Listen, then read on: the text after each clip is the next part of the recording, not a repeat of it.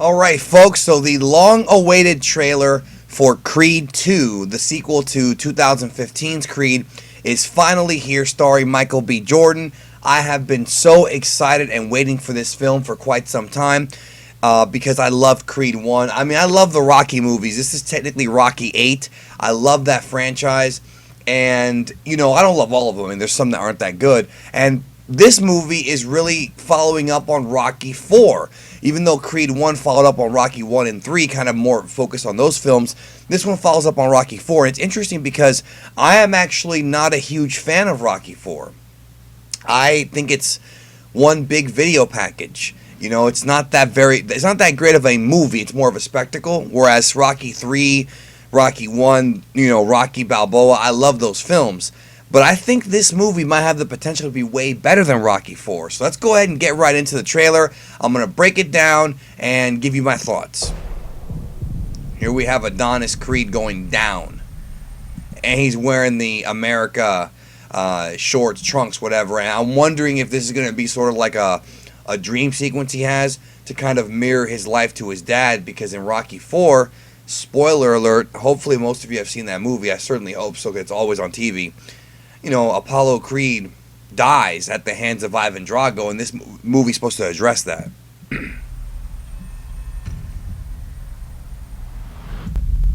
We got this. You heard me? Well, it looks like he got rocked at some point in the film. It looks like he got completely rocked at some point in the film because he's in a hospital bed wondering what the heck happened to him. So he may have wound up at near death at the hands of Drago's son, who supposedly is in this film. We'll find out here as we go through, because I haven't seen this trailer yet. In the ring, you got rules. Outside, we got nothing. There's the voice of course, of Sylvester Stallone reprising his role as Rocky. I really hope they don't kill Rocky off in this movie. There was obviously that tease in in Creed 1, that he was going to die, and he did not die, which made me really, really happy. I hope they don't do it in this movie. I hope that he stays there and he becomes kind of the mentor character for the remainder of this saga, however long it goes. Life hits you with all these cheap shots. He's had a rough life too, with everybody around him dying. Like me, we live in the past. You got people that need you now. That's of course his chick from the first movie, and I guess that's his son. So there is a definite time skip, which we all knew was going to happen after Creed 1. But I'm wondering kind of what his life has been like since the first Creed movie. He went against the champion, didn't get the job done in that film, but I wonder if he went ahead and got the title or if he still hasn't. We're going to find out probably in this trailer. Maybe, but I'm not sure. You got everything to lose. This guy's got nothing to lose. I ain't got a choice. So from what I'm seeing here, guessing based on the dialogue, the son of Ivan Drago, or at least Drago himself, is challenging Creed. And even though Creed is a much more high-profile, Adonis is a much more high-profile boxer in this universe, I'm guessing that what Stallone's telling him is like, look, you have nothing, you have everything to lose here. This guy knocks you out, you're finished. You knock him out, what have you won except for revenge for something that happened to your dad? And not for nothing. In Rocky 4, at the end of the film, Ivan Drago did show some compassion as a person, and he showed that, he was more of a human being, and he squashed it with Rocky and all that. It was the Cold War propaganda. That's why the movie came out during that time period. But Ivan Drago did murder Apollo Creed. I mean, he didn't have to do it. Maybe he didn't purposely try to kill him, but he did say, if he dies, he dies, and he was pumped up on steroids. So, I mean, it might not have been that he purposely tried to take his life, but he certainly did it. He tried to hurt the guy, and it happened.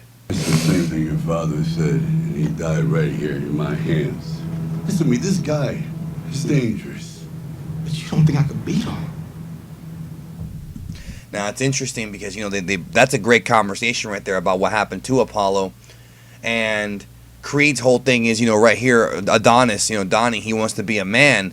And this is kind of similar to what happened in Rocky 3, in fact, when, Rocky kind of had an ego, and Mickey was telling him, dude, like, you can't beat this guy, talking about Clubber Lang, because he's a killer. And, he sort of psychologically messed with him, even though Rocky had kind of, traded his passion for glory, so to speak. I don't know if that's what happens in this movie, but it's interesting that we have like the trainer sort of questioning, I guess, the student. That looks good. I was afraid I couldn't live up to these expectations. Well, I mean, Apollo Creed was a legend. You don't think you got your validation?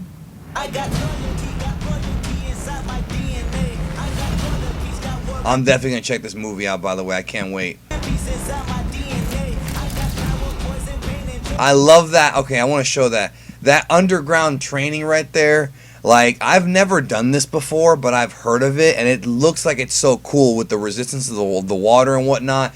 You know, we've never seen something like this in a Rocky film, and what is exciting to me is that I'm hoping they're going to incorporate a lot more of the modern training techniques that boxers use nowadays and mix it in with the classic, you know, catching of the chicken and things like that. I'm very excited about that. But what I am curious about is, you know, what happened after the first film, because there were a lot of things that were unresolved in the first Creed film as far as like his fights and his losses. I'm wondering if that's even going to get addressed here, you know.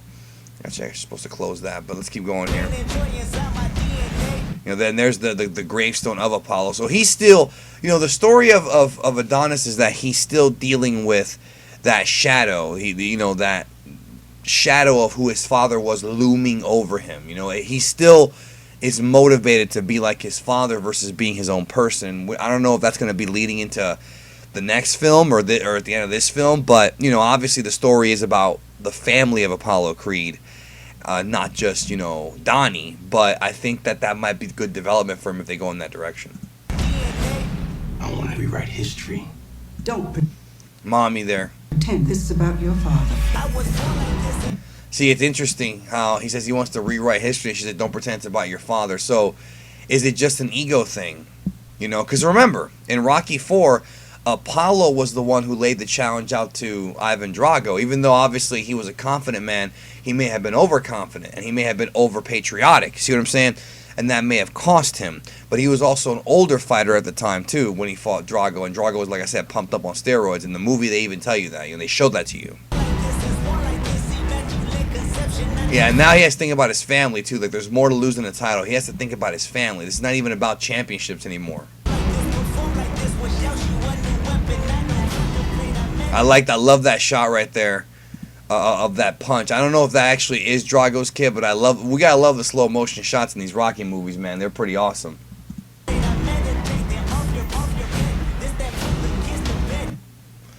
All right. There's not much here except for just quick shots. All right, let's go back here. Dolph Lundgren's in this movie. I'm trying to find him here, and I can't see him in this shot. There he is. That's him right there. Look, that's Dolph. That has to be him. That is Dolph Lundgren right there, reprising his role as Ivan Drago.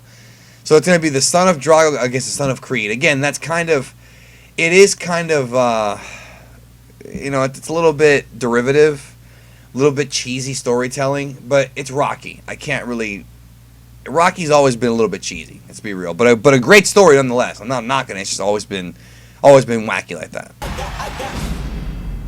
It may not seem like it now, but this is more than just a fight.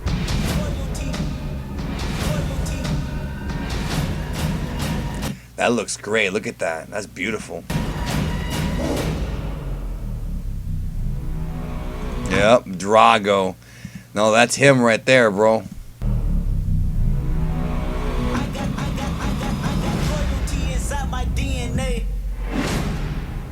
Thanksgiving, just like when the first one came out.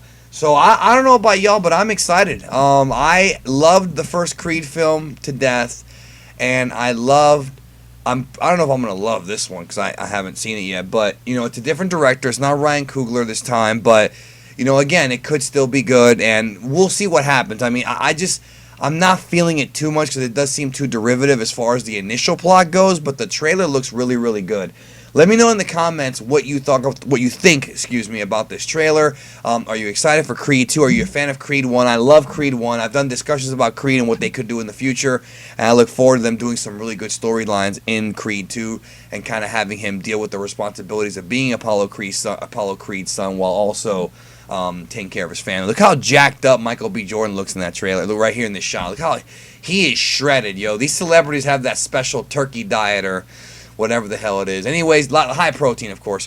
Thank you so much. Hope y'all have a good one, and I'll see you soon.